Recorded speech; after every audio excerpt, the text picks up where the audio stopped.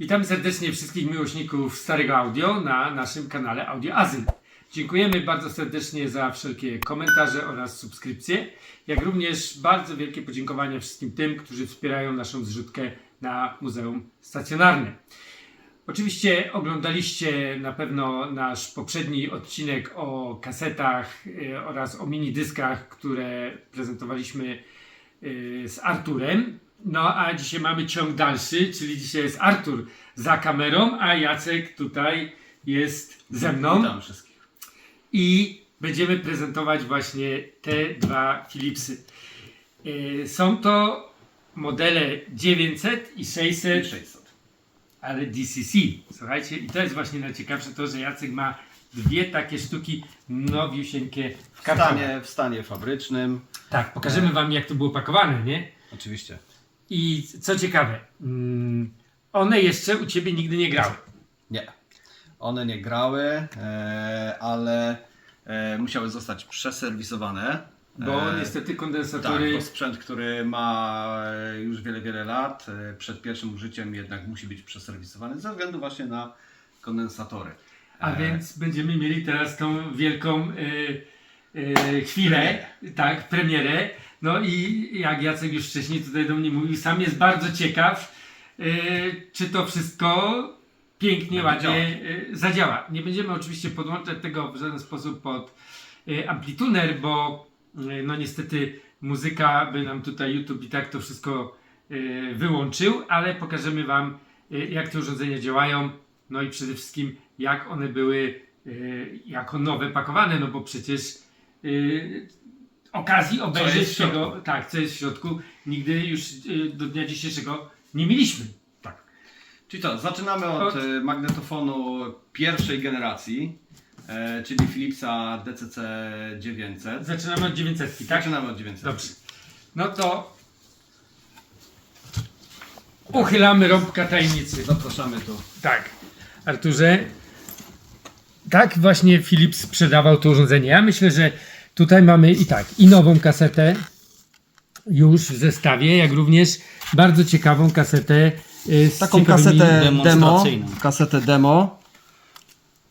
Ona oczywiście jest też w stanie fabrycznym zapakowana. Lista utworów, dość znani artyści, muzyka, ale również i muzyka poważna, ponieważ rzeczywiście ten system DCC był przeznaczony dla klientów, między innymi, którzy słuchają muzyki klasyki poważnej. No oczywiście do sterowania mamy tutaj pilot, mamy kable cinch, mamy mamy oczywiście instrukcję obsługi. No tego nie będziemy otwierać, bo to jest wszystko zafoliowane oryginalnie i żal byłoby to tutaj rozpinać, a jak widać gumki, które trzymały te kable, tak, gumki się już rozpadły, no tak jak pewnie paski w samym urządzeniu, nie, bo były i tak wymieniane na pewno, bo no, guma 30-letnia, bo to tyle można by prawie było powiedzieć, nie? Bo DCC jednak no, już swoje lata ma, no to guma tak długo niestety nie wytrzymuje, ale tak wygląda pilot dla osób, które by szukały na przykład pilota, a nie wiedzą jak wyglądał, nie? No bo szukać to jedno, a trzeba wiedzieć czego szukać. A tak wygląda oryginalny pilot od tego magnetofonu. Dobra, Teraz przystępujemy do części artystycznej. Dobrze, to odłożymy na bok i ja będę trzymał karton, a ty Jacku delikatnie wyciągnij to tam. Możesz zamknąć. Dobrze, zamknę. Dobra, tu mamy, faktycznie mamy. Frontem Do klienta. klienta. Jak to mówił Zenon Laskowicz.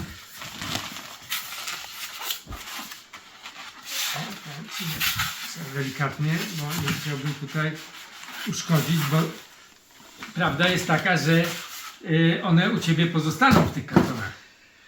No, to prawda. Mamy na co dzień inne sprzęty formatu Słuchania. DCC. Okej. O, proszę bardzo, 900. Aż spojrzę na nią z góry. Bardzo ładny, czyściutki, nowiusieńki, po prostu wyjęty z kartonika.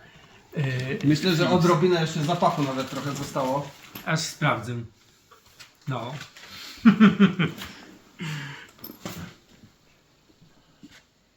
Podpinamy do sieci. Ważny moment. Mamy sieć. Dobrze, no to czas na przycisk power.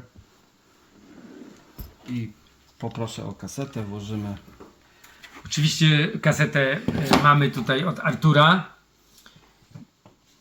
Właśnie posłużymy się muzyką poważną, bo ten sprzęt też do tych celów był tworzony, więc załadujemy ładnie muzykę poważną i też podejdę do przodu i chętnie popatrzę, bo moja 900 jest uszkodzona niestety, głowica.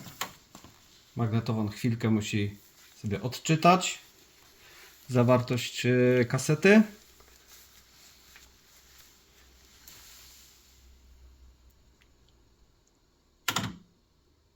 No i w tym momencie jest gotowy Do pracy. odtwarzania. No i tu mamy tytuły. Tak, na kasetach prenagranych DCC mamy tytuły. Możemy sobie je tutaj zmieniać. Tu będziemy mieć nazwę albumu, artystę i nazwę utworu. A model 900 jest jakby modelem bratnim Technicsa 10, nie? Tak. Jest DC10. Jest bardzo zbliżony. Różnią się tutaj troszkę dołem, ale można uznać, że to są takie bliźniacze modele. I nieszczęściem dla tej 900 jest to, że one wszystkie mają problemy z głowicami, prawda? No niestety tak, to jest cały czas temat poszukiwany przez wszystkich fanów i użytkowników systemu DCC. Odwieczny temat głowic. I te 900 niestety wszystkie, które używane się kupuje i mają sprawne głowice, to najczęściej trafiają te głowice do Technicsów, nie? Bo jednak Technics jest, mimo że w zasadzie urządzenia są prawie że identyczne, jest wyżej ceniony. Tak, tak. No bo jest niestety więcej często miłośników służymy jako Technicsa niż Philipsa. dawcy części. Tak, ty też zresztą masz chyba ze 2 czy 3 900 już, Tak, z których które- głowice były wyjęte do innych Technicsów. Dokładnie tak. No tu oczywiście musimy pozdrowić Rafała, Tak jest. który nam te sprzęty serwisuje. Rafał, wielkie dzięki, że poświęcasz swój czas na to, żeby, no kurde, Ratować sprzęt. tak, ratować ten sprzęt, bo to jest naprawdę, to jest niesamowita praca. Jak Rafał czasami rozbiera te właśnie małe urządzenia, te Walkmany i daty i tak dalej, to jest naprawdę zegarmistrzowska praca. Tak. I co warto powiedzieć, jeżeli ktoś rzeczywiście trafi na taki sprzęt, gdzieś go znajdzie, to mimo wszystko, że kusi, żeby go szybko włączyć, wypróbować, to rzeczywiście lepiej tego nie robić, tylko dać to do osób, które przeserwisują przed pierwszym włączeniem, bo dzięki temu można uniknąć poważnej awarii. Tak, bo często głowice padają w momencie tego pierwszego załączenia do sieci po wielu latach i głowica ulega uszkodzeniu i już się jej praktycznie nie dostanie. Nam się udało, w jednym odcinku prezentowaliśmy nam się udało zdobyć tutaj dzięki jednemu panu jedną nową głowicę do naszej 10, ale to był taki fart, to ja do dzisiaj nie wierzę po prostu, że to się w ogóle mogło wydarzyć. Znaleźć głowicę nową Tak, w Polsce. W Polsce nową w kartoniku głowicę do DCC to jest praktycznie, nie wiem, wtedy może powinienem też w tego sławnego totolotka zagrać, bo w tym dniu to bym miał 2 szóstki, bo chyba trafienie tej głowicy to jest jak 6 w totolotka. Tak. Choć nie wiem, czy nie większe prawdopodobieństwo jest mieć 6 w totolotka. Chyba tak. Także widzicie, sprzęt jest piękny, pięknie pracuje. No, jedyną wadą, którą ja tak dostrzegam w tych kasetach, które tutaj zresztą możemy zaprezentować, bo Artur przywiózł ich trochę więcej. Co będzie jeszcze w dalszym później Tak, w drugiej części. To, że nigdy nie widzimy, ile tej taśmy jest. Są oczywiście Tak, te... bo nawet jak odsuniemy, to i tak nie mamy jakiegoś takiego elementu przezroczystego, jak w zwykłej kasecie. I jeżeli kupujemy czyste do nagrania, no to tam niektóre okna mają, nie? Ale tak jak mieliśmy sytuację, że wkładamy kasetę, nie wiemy w jakim momencie ona jest, na którym utworze ostatnio słuchaliśmy na przykład, no i magnetofon robi dziwne rzeczy, nie? Bo on przewija ją trochę do przodu, do tyłu, ustawia się, a my nigdy nie wiemy, w którym miejscu w tym momencie ta kaseta jest. Oczywiście na kasecie DCC utwory sobie wybieramy, czyli teraz możemy sobie, nie wiem, tam wybrać utwór na przykład 5, nacisnąć play. Tak. Magnetofon automatycznie przewinie się i zacznie odtwarzać Tak. nam ten wybrany utwór. Ale mnie właśnie to jest takie, że no, przyzwyczajeni jesteśmy do kasety magnetofonowej, gdzie bierzesz ją do ręki i widzisz, że okej, jestem na połowie taśmy, więc takie utwory mam wcześniej albo później, nie? Pod koniec kasety. A tutaj wkładamy i jesteśmy jakby... No dopiero musimy się posłużyć tymi indeksami, Tak, żeby tak. odczytać Tak. na jakim etapie jesteśmy. Ale kasety DCC też były bardzo ładnie wydawane, będziemy Wam pokazywać, bo mamy cały karton. Oczywiście Artur będzie prezentował. To jest jedna z wielu. Tak, jedna z wielu. O, i przewijanie nam bardzo ładnie działa.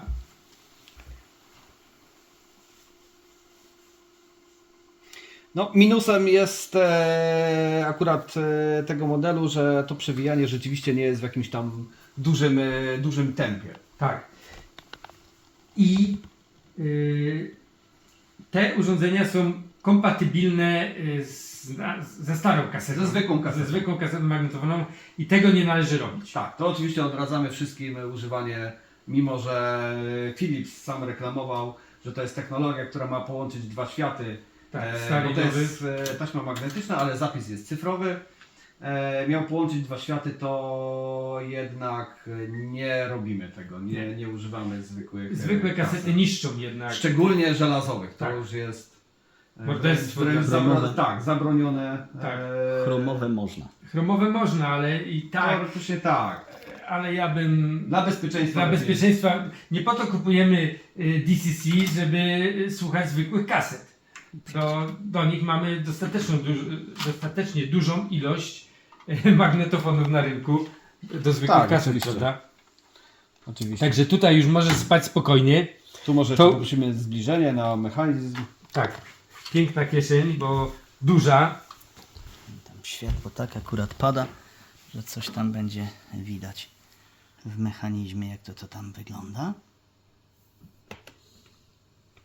W następnym magnetofonie będzie to troszkę inaczej. Tak. I myślę, że powoli możemy przejść Do części drugiej, czyli tutaj go ładnie włączymy.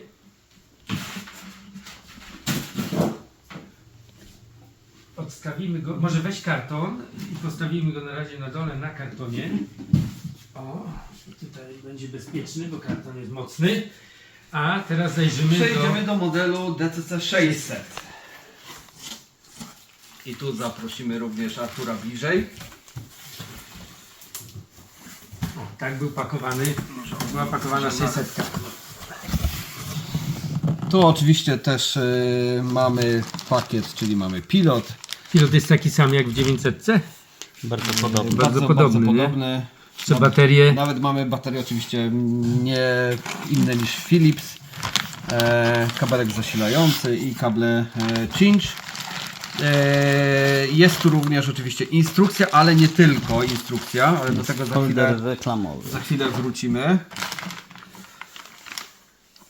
Dobra, i teraz. Okej. O.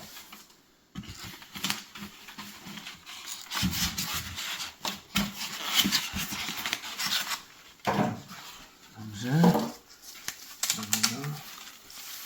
O. Może Czy ja zabiorę? A ja odwrócę go w ten sposób. Tu mamy jeszcze folię na przedniej wyświetlaczu. szybce. Na przedniej szybce. Tak, właśnie. bo akurat w tym modelu rzeczywiście wyświetlacz Śliczności. jest zabezpieczony folią. 900 tego nie miały. Nie? O. No i oczywiście możemy go uruchomić. To był najsolidniejszy chyba. Tak, wedle opinii użytkowników bardzo solidny model. Ale zębatki też chyba trzeba było w którymś tam momencie w tych 600 wymieniać, nie?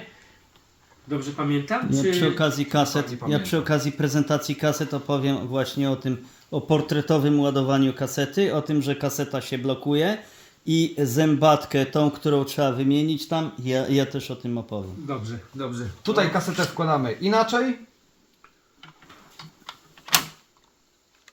Jakby w drugą stronę.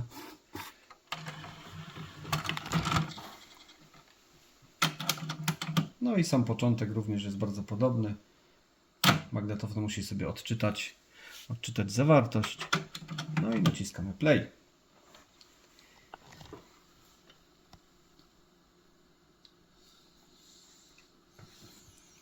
Tutaj oczywiście też możemy sobie odczytywać nazwę utworu, nazwę albumu, nazwę artysty. Bo jeden z magnetofonów Technicsa DC8, nie? Daje nam możliwość też wpisywania. Tak, sami możemy sobie na kasetach nagrywanych edytować właśnie nazwy utworów. Ale inne magnetofony chyba nie odczytują tego. Nie. Tylko DC8. To, Tylko co mamy DC8. na nim nagrane i wpisane, to tylko on odczytuje, prawda? Tak. Jeżeli dobrze pamiętam. Tak. Bo... I tutaj jeszcze to niech Artur nas poprawi na którymś chyba urządzeniu przenośnym. Ja zaraz powiem.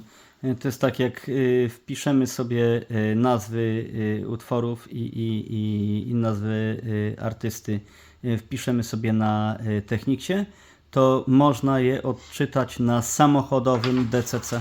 Aha. Tym 822, Tak. 824 Taka ciekawostka, bodajże. że również był sprzęt Car Audio. Tak. Ale teraz na chwilę wrócimy jeszcze do tutaj instrukcji obsługi, ale bardziej do dwóch takich katalogów, folderów reklamowych. Już pokazujemy folder reklamowy, jeden i drugi. O. Bo w tych folderach rzeczywiście mamy zaprezentowane kasety. Bo ty obydwie te sztuki, z tego co pamiętam, to z Niemiec. Tak, one zakupiłeś. pochodzą rzeczywiście z rynku niemieckiego. No u nas chyba byłoby ciężko kupić nowy, zapakowany, tym bardziej, że ta technologia jakby trochę Polskę ominęła, nie? Bo no była to strasznie drogie i nie wiem, czy się zbyt dużo tego w Polsce sprzedało. Pewnie, raczej nie. Jak widać, tu mamy zaprezentowane tytuły.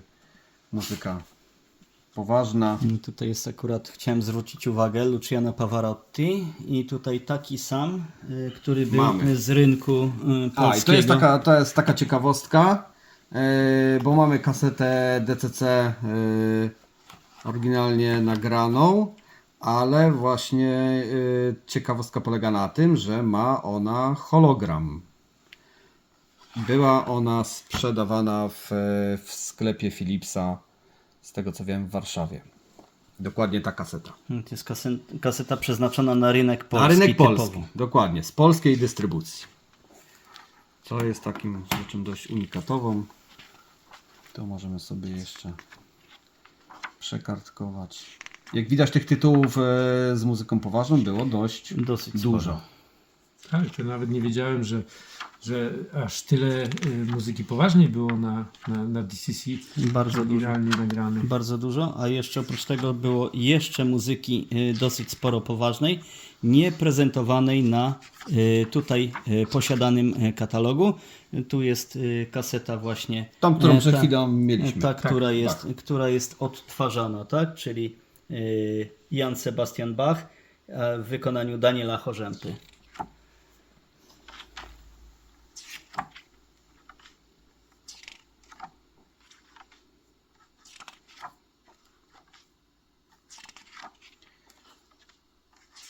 Wybór dla fanów muzyki poważnej był duży. Szeroki. To prawda. Mamy jeszcze taki mniejszy katalog. Tu, Roman, poproszę Cię o wprawne tłumaczenie. Bo to DCC, jest Das Music System der dość Zukunft, czyli ważne. muzyka, system jakby DCC przyszłości, czyli No, tak był wtedy nazwany. tak, że to przyszłość jest. Tu mamy mniejszy format, ale tu już mamy zaprezentowane kasety. Tu na przykład mamy rock, pop. Tu już widać po samym spisie, że tego jest dużo. Kaset takich, które są skatalogowane, jest podobno 1083.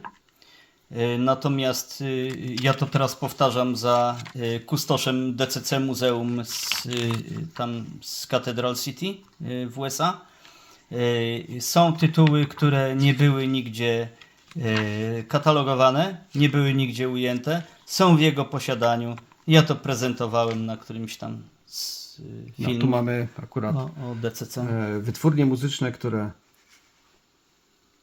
wspierały też system DCC. No. Jest to naprawdę technologia, która odeszła dość szybko, pojawiła się i mi się wydaje, że płyta kompaktowa tutaj najwięcej. Płyta kompaktowa, mini disk. Tak, jakby wyparły tą technologię. Mimo że tych tytułów i tak jest dużo, bo ponad 1000, no to czy powiedzmy 1100, to jest i tak dużo tytułów. No dzisiaj te kasety już tanie nie są. I są bardzo poszukiwane. Są bardzo, bardzo poszukiwane. No ja bym się najbardziej cieszył, jakby ktoś w tej chwili robił głowice. No to chyba marzenie nas wszystkich. Bo głowice mają to do siebie, że one czasami w tych urządzeniach ulegają uszkodzeniu same z siebie. Tak, Są no tak potrafią roz- zaskoczyć użytkownika, że dziś działający magnetofon niestety nie mamy pewności, czy za 2 dni będzie. Tak, one są strasznie skomplikowane, te głowice. będzie To działał, tak. Rafał kiedyś opowiadał, jak to jest mniej więcej zbudowane i nie ma się co dziwić, że po prostu przez te lata niestety ulega to samodestrukcji, można powiedzieć, ze względu na wiek. No ale i tak warto ten sprzęt ratować i tak warto się tym cieszyć. Choć ja osobiście moje DCC nieczęsto słucham. Włączę, żeby nie było tak, że tylko stoją i żeby mi się nie zastały, że tak powiem, ale trochę się boję słuchać. No, rzeczywiście niektórzy wolą je podziwiać niż użytkować, żeby nie przeżyć właśnie takiego stresu. Ale trzeba przyznać, że jest to format, który naprawdę oferuje bardzo ładną jakość dźwięku. Tak. Myślę, że teraz przejdziemy do również dalszego tematu DCC, a mianowicie do nośników, bo mamy tutaj ciąg dalszy kolekcji Artura, nośników czystych, jak i oczywiście kaset prenagranych. Tak, a więc widzicie, że można takie piękne rzeczy jeszcze dostać w kartonie. Trzeba szukać, bo to nie jest tak, że codziennie się takie cukierki trafiają, ale można szukać, jeszcze się trafia i można mieć to nowe w kartonie. Także nie poddawajmy się, tylko po prostu oczy i uszy szeroko otwarte. A teraz zamienimy się za kamerą i Artur przyjdzie tutaj pokazać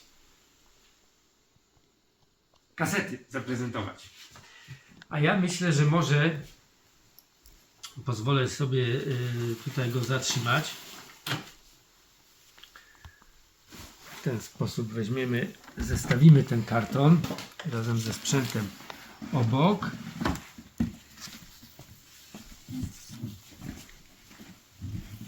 O, tak, a tutaj odłożymy to również.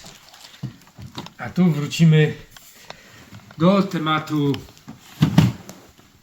ulubionego tematu Artura, bo tu nie ma co ukrywać, No, czyli kaset magnetofonowych. kaset magnetofonowych i tu mamy woreczek od czegoś. Kable zasilające. Witam. Tak, kabel wszystkich. zasilający. Tak, Dlatego, kabel że się zasilający. jeszcze nie przywitałem. Dzień dobry. To co, trochę o kasetach cyfrowych systemu DCC sobie powiemy. Tak. System, który jest opracowany od powiedzmy 1990 roku i od 1991 roku w sprzedaży takiej dla konsumentów. Kasety, może zaprezentuję kasety, które są do nagrywania. Od kaset takich, które są jak najbardziej dostępne i jak Popularne. najbardziej popularne. To są kasety typowo Philipsa, dla urządzeń Philipsa. To akurat mamy 90-minutowe. Kasety pierwszej generacji Philipsa DCC i kasety drugiej generacji, tak? Takie nazwijmy. Kasety pierwszej generacji były o niespotykanej dosyć długości, to znaczy były kasety 105-minutowe, które były wycofane z jakiegoś tam powodu, nie mogłem dojść jakiego powodu. W każdym razie zaprzestano ich produkcji. Były produkowane w Austrii. Kasety są bardzo dobrej jakości i kasety DCC to jest kaseta chromowa i żadna inna. No i one mają trochę taką wadę, mimo że są nowe, to trochę te filce piszczą, nie? To jest Które tak. dociskają To jest głowicę. tak. Kaseta, która była w opakowaniu, tak jak na przykład ta, przez 40 lat, dobrze mówię? 40 lat? 30, tak? 30 lat. Ona jest tak zastana w jednym miejscu, że field pad, który dociska do głowicy, powoduje to, że on się klei do samej taśmy. I on powoduje taki pisk specyficzny, gdzie dużo użytkowników myśli, że po prostu urządzenie jest uszkodzone, że Tak, coś tak, jest nie tak. tak, że paski piszczą, a to piszczy sama dociśnięta głowica do taśmy. Ten pad filcowy albo przetrzeć sobie spirytusem regularnie, aż do momentu, kiedy on się trochę wyślizga i to piszczenie ustąpi, albo wymienić go w ogóle na nowy. Takie fieldpady są do kupienia na takim czy innym tam portalu aukcyjnym. Ja akurat tam przywiozłem to z muzeum w Palm Springs, ale to mamy takie rzeczy tam no, do swojej, powiedzmy, do swojego prywatnego użytku. Kasety Philipsa to są, powiedzmy, takie podstawowe, które cały czas można zakupić na jakimś tam portalu aukcyjnym. Kasety, które są, powiedzmy, mniej takie znane, ale mimo wszystko są. To są kasety na przykład BASF, Maxima, no o różnej długości. Długości Są też kaset 45 tak, minut, nie? długości kaset DCC chciałem o tym powiedzieć. Philips, ale tylko pierwszej generacji 105 minut. Później tak, Philips 90 i wszystkie inne również 90 minut.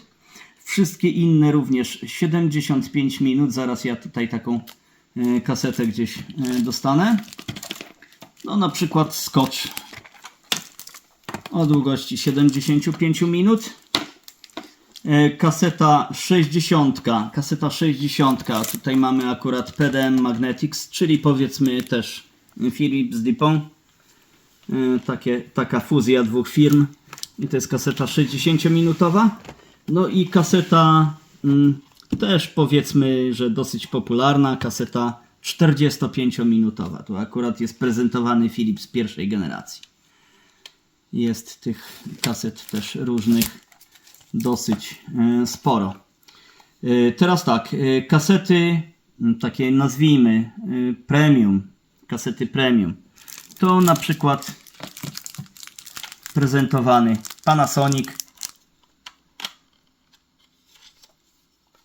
Panasonic Zetas, którego ja tutaj akurat nie posiadam.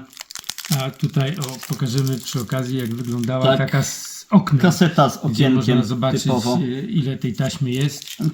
To jest taki właśnie Panasonic D90. Kaseta chromowa, zabezpieczona taką właśnie blaszką. Kasetę DCC, podczas gdy jej nie używamy, przesuńmy ją do jednego albo do drugiego końca, żeby zawsze kaseta była nawinięta na jednej pełnej rolce. Taśma. Tak. Tak.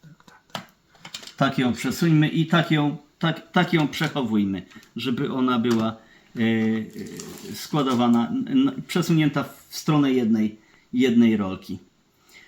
Kasety też może nie premium, ale mniej trochę spotykane. To na przykład kaseta Fuji. Ja tutaj mam gdzieś otwartą tą Fuji jedną. Zresztą ja jej tak z marszu nie znajdę. Czy na przykład kaseta Maxell. O, mamy Maxella, o, proszę bardzo pokazać. Maxell 90, Maxell 60 też. Kasety produkowane w Japonii mają jeden wzór przemysłowy z tym właśnie dużym oknem i kasety produkowane w Europie mają też inne opakowanie, mają inne to pudełko. Tu jest właśnie pudło od niej. A kasety produkowane w Europie mają pudełko tego typu.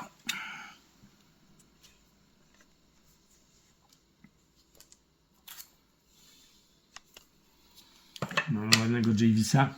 Kasety, tak, to są kasety już teraz przechodzimy do takiego momentu, kiedy prezentujemy kasety, których po prostu nie ma, są bardzo trudne do zdobycia. Próbowaliśmy na wyszukiwarce Google taką kasetę znaleźć. Gdzieś to jest akurat JVC o długości 90 minut. Jest może jedno, może dwa miejsca na świecie, gdzie one jeszcze są do kupienia za jakieś tam, no już w tej chwili niemałe pieniądze. Natomiast no jest to rzadkość. Jest to rzadkość, też tych kaset nie używamy, po prostu mamy je do kolekcji. Tak. Nie wolno ich Super odpakować. tape amerykański, tak? Amerykański super tape, chociaż pudełko takie jak te kasety europejskie, tak?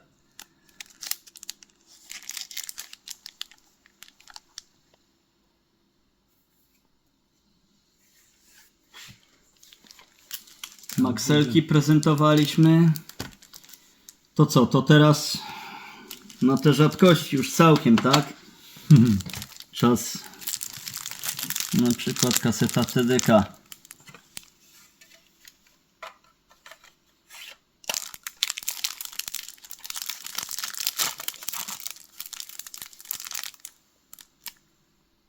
O długości 90, o długości 60 minut.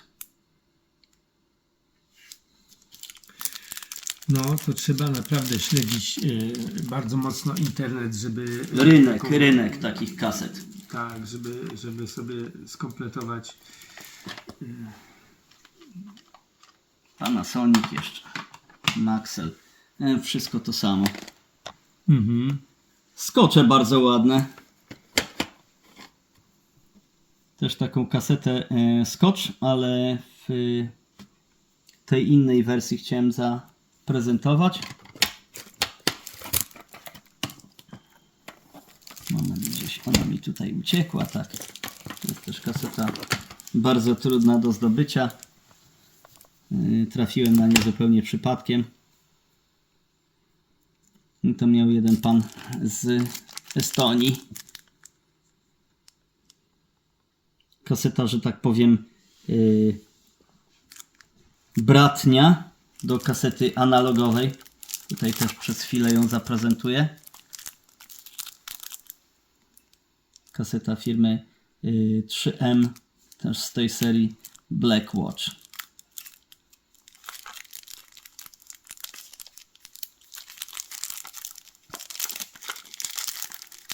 Jedna analogowa, jedna cyfrowa systemu DCC.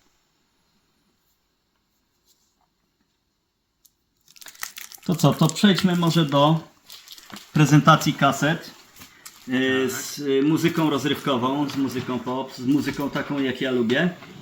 No właśnie. Tu mamy cały kartonik. Tu mamy, jeszcze raz pokażemy krótko to nasze polskie wydanie, jakby to powiedzieć. Tak.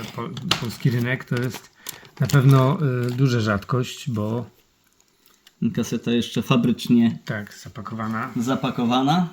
Kiedyś udało mi się zdobyć na przykład kasetę Bon Jovi, też fabrycznie zapakowaną.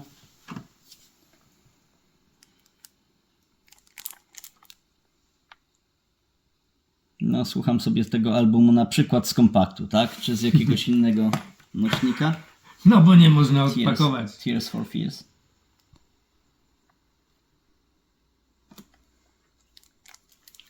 No ale jakbyś chciał jej posłuchać, to ja ci mogę odpakować. Ale przecież. Dziękuję, Jacek że mi myślę, że pomożesz. też. Ja myślę, że Jacek też byłby do tego zdolny, żeby tobie odpakować tą kasetę. Tears for Fears. Super album. Bardzo to lubię. Seeds of Love. W ubiegłym roku w ogóle duet Tears for Fears wydał kolejną płytę. Bardzo zresztą ciekawą. Ale ty, z tego co wiem, to często używasz swoich magnetofonów DCC. Magnetofonów Jak jesteś w Polsce oczywiście. DCC bardzo często używam, dlatego że bardzo to lubię.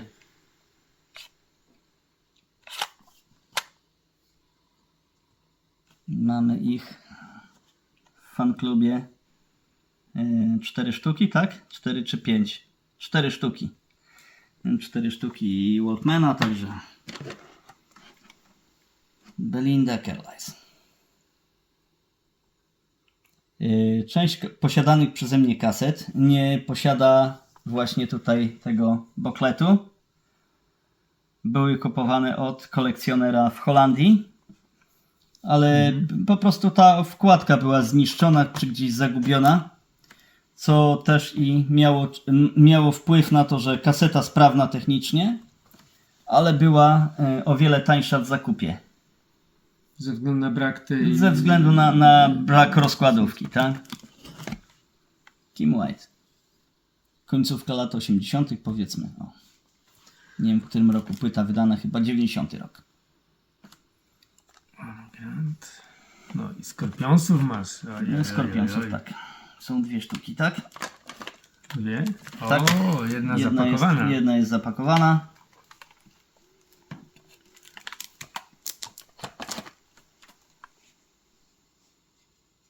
Tu miałem ze Szwecji Roxette, album Tourism.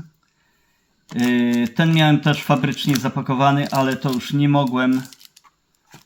mogłem wytrzymać i sobie Poważnie? tak, nie mogłem wytrzymać i sobie rozpakowałem i bardzo mi się jest bardzo dobrze nagrana studyjnie, bardzo dobrze. A więc jeden raz... Tak, tak. Ale to jest chyba jedyna kaseta, którą otworzyłeś Tak. z tych wszystkich. Tak, właśnie. Wow. The Police. I jak już jesteśmy przy The Police, to może Stinga znajdę. A może za chwilę, bo pewnie jest bez bokletu. Nie, jest.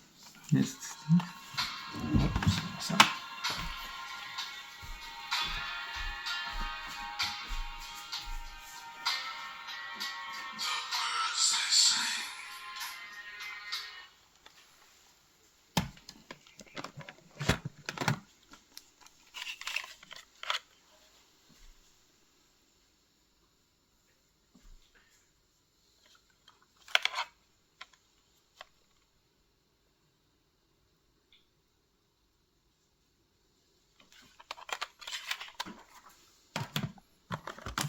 Lenny Kravitz. Dosyć ciekawa kaseta. Kaseta, która jest pre-recordem, ale która była wyprodukowana do celów reklamowych, tak? E-sample, not for sale. Aha. Kaseta, która nie jest przeznaczona do sprzedaży. Kaseta promocyjna.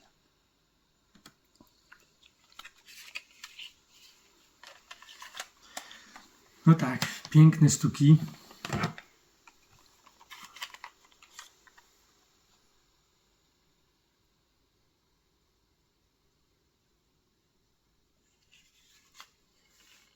Z wytwórni Polar Music.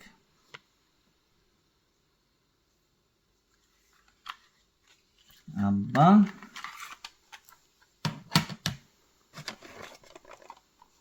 Lionel Rich. Bardzo lubię tego artystę. No, ma wiele bardzo fajnych takich, można powiedzieć, lirycznych utworów, prawda? Takich. Wspaniałych. Ja Wspaniałych. odpoczywam. Przy tym artyście odpoczywam. Tu mamy Is the Bag i Co może trochę... Case. Travolta. Może trochę z takich kaset, które są rzadko spotykane.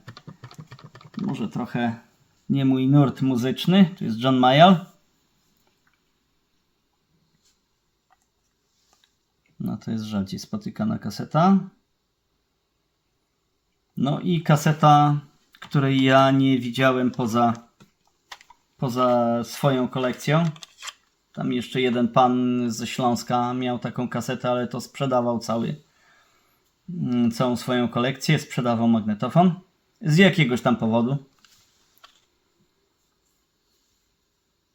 Kaseta Bonnie M. Gold.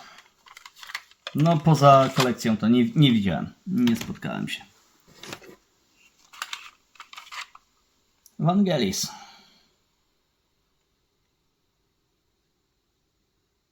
Tego Vangelisa to ja akurat też mam. No, moja kolekcja kaset DCC jest bardzo skromna, ale przynajmniej mogę pooglądać właśnie u Ciebie i u Jacka, bo Jacek też ma ich trochę. No Jacek bardzo i lubi. Rafał. Rafał też chyba trochę tych kaset udało mu się uzbierać.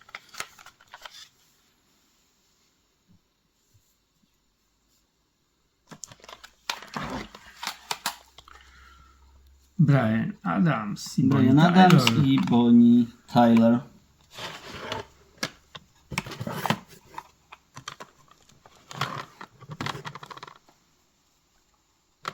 Koniec lat 80., tak?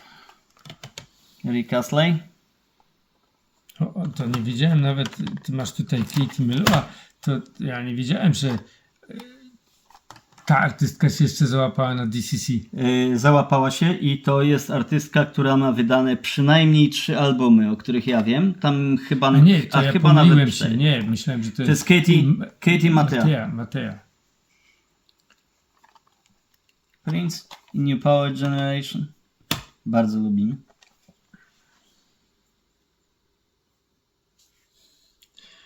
No i poważną muzykę też trochę jednak. Tak, Gdzieś tu się udało Tak, to tobie- dostałem od Jacka kiedyś, tak, jak najbardziej. A, Shakespeare Sisters? Diana Ross.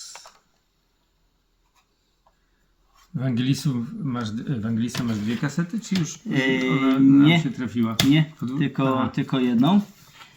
Gdzieś tutaj jest kaseta Bananaramy. Jeśli Shakespeare Sisters prezentujemy, to chciałbym, żebyśmy też i pokazali kasetę Bananaramy, dlatego że Ona gdzieś była na wierzchu, powiem Tak. ci. I nie wiem, czy w tym momencie nie trafiła gdzieś tutaj mimo wszystko na spód. Susan Vega.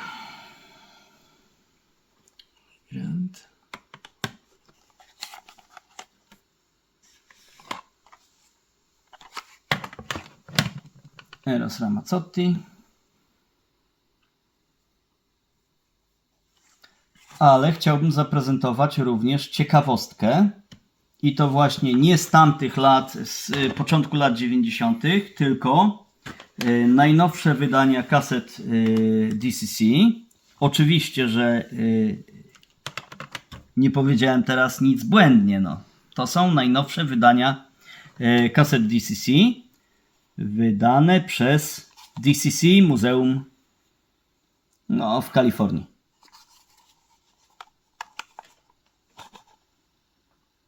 A na jakim nośniku to jest zrobione? To jest na Philipsie? To jest, czy- to jest typowo Philips, skasowany nośnik gdzieś z muzyką poważną i producentem, wydawcą tych kaset jest DCC Muzeum i zarazem kustosz DCC Muzeum, czyli Ralf Porankiewicz. Mhm.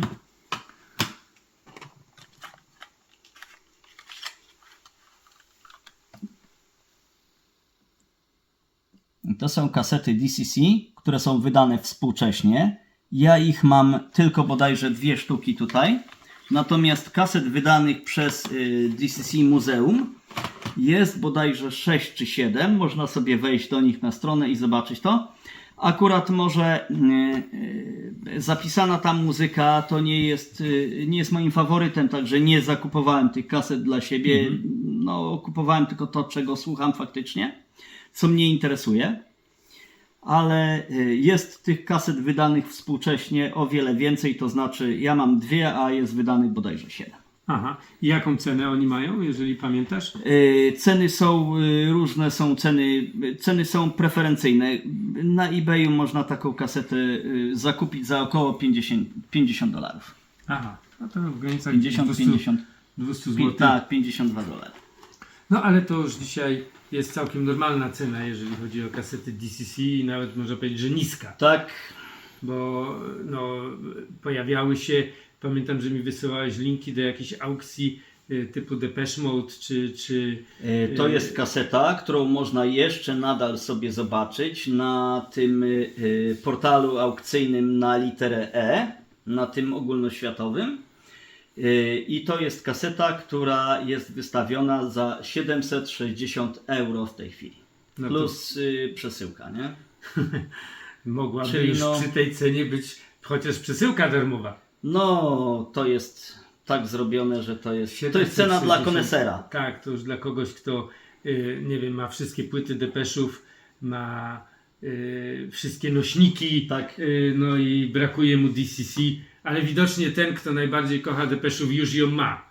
No Otóż bo właśnie. skoro można ją nadal kupić, to znaczy, że nikomu jej już do kolekcji jako ostatniej nie brakuje, No, żeby wyskoczyć praktycznie z kwoty, która jest wyższa niż odtwarza DCC. To jest tak, to jest taka cena, za którą można sobie zakupić magnetofon DCC po przeglądzie, sprawny magnetofon wysokiej klasy. Tak, ale no cóż, są takie perełki wśród kaset, winyli, no każdego nośnika w zasadzie, gdzie jeżeli ktoś jest naprawdę wielkim fanem danego zespołu i no żal byłoby nie mieć jakiejś płyty wydanej na jakimś nośniku, bo ludzie przecież kupują płyty, które były wydawane w Australii na przykład, tak? Czyli Japonii. w Japonii. Ta sama płyta, te same utwory, tylko z każdego kraju, nie? Tak. Żeby mieć pełen pakiet tej płyty, z każdego wydawnictwa. Wydanie jednego Tak, artysty można tak. kupić w Europie za powiedzmy 10-15 euro. Wydanie japońskie kosztuje około 50 euro, a wydanie jakieś tam amerykańskie kosztuje o wiele więcej, a jeszcze więcej kosztuje nośnik fizyczny, na przykład z autografem artysty. Tak, nie? tak, oczywiście. No ale fanów oczywiście muzyki nie brakuje. No i tak jak ludzie zbierają znaczki, prawda? Stare samochody. Stare samochody, no to akurat już jest dopiero drogie hobby. No my na szczęście zbieramy muzykę, która i tak nam strasznie podrożała. No bardzo, a to dlatego, że ludzie szukają takiej właśnie odskoczni od dnia codziennego. Przy muzyce odpoczywają, przy muzyce się relaksują, słuchając swoich ulubionych wykonawców. Tak, a dzisiaj byliśmy jeszcze popatrzeć po trochę używanych sprzętach i tak dalej, no. Ceny rosną. No ceny rosną. są takie, że nieraz nawet zastanawiające, nie? Że dlaczego tak się dzieje. I skąd ta cena się bierze? Ten sprzęt nie ma nic takiego nawet czasami w tych niskich modelach do zaoferowania, żeby to w jakiś sposób było adekwatne do kwoty, którą... do ceny, tak, którą tak. tam sobie sprzedający wymaga za to. Właśnie. No ale cóż, no takie czasy mamy, że chcemy spełniać też swoje trochę marzenia z dzieciństwa, wspomnienia, no bo przecież nie mieliśmy tego. Za komuny tego nie było i ponoć z tego, co ja wiem, to mi się wydaje, że też ogromnym odbiorcą tego typu urządzeń, tych starych właśnie Audi, jest Wietnam w tej chwili, nie? Tak. Że w Wietnamie tam mają no, niesamowite kolekcje, Rosja oczywiście również, bo Rosjanie bardzo. wszyscy chyba, którzy byli kiedyś zamknięci za tą żelazną kurtyną, mogli oglądać to przez szyby jakichś tam Peweksów, czy średnio docierających rzadko, ale jednak czasami katalogów. I teraz jak się te rynki, że tak powiem, nam otworzyły, no to chcielibyśmy jednak posiąść, bo to są te nasze marzenia i żal byłoby tego nie spełnić jednak. No, znowu się zrobiłem strasznie sentymentalny, ale zawsze jak myślę o tamtych czasach i jako mały chłopiec, na przykład dzisiaj udało się zdobyć jeden radiomagnetofon, też z tych moich ulubionych, Philipsa, znalazłeś go dzisiaj, zalany wodą zresztą. Tak. Wziąłem go ze względu na to, żeby nie wiem, czy się go uda uratować, ale być może chociażby części, bo panel przedni jest ładny, czysty, elektronika być może jest w nie najlepszym stanie, ale nie mógłbym go tam zostawić. No nie mógłbym. Po prostu pamiętam właśnie, jak na nim w trójce, zdaje się, była cała płyta depeszów w 80 którymś roku i czekaliśmy z Michałem, moim bardzo dobrym kolegą, na to, żeby na tym magnetofonie nagrać depeszów i to po prostu, ja mam to do dnia dzisiejszego przed oczami, ten wieczór i stąd sentyment do tego właśnie magnetofonu jest u mnie ogromny i będę je ratował nawet jeżeli są po powodzi. Jasne. Także widzicie, mamy sprzęty, które są w kartonach jeszcze do dostania, mamy piękne wydania kaset, można się tym cieszyć, można słuchać muzyki. Nie zapominajcie o tym. Bardzo dobrej jakości. Tak, nie zapominajcie o tym, ratujcie te sprzęty również, bo jest ich coraz mniej, więcej już ich nie będzie. My staramy się jak możemy. No, mamy nadzieję, że kiedyś przyjedziecie, zobaczycie te urządzenia w naszym muzeum. Oczywiście możecie wejść na naszą stronę wehikuł-czasu.com. Tam bardzo dużo eksponatów jest na tej stronie do obejrzenia.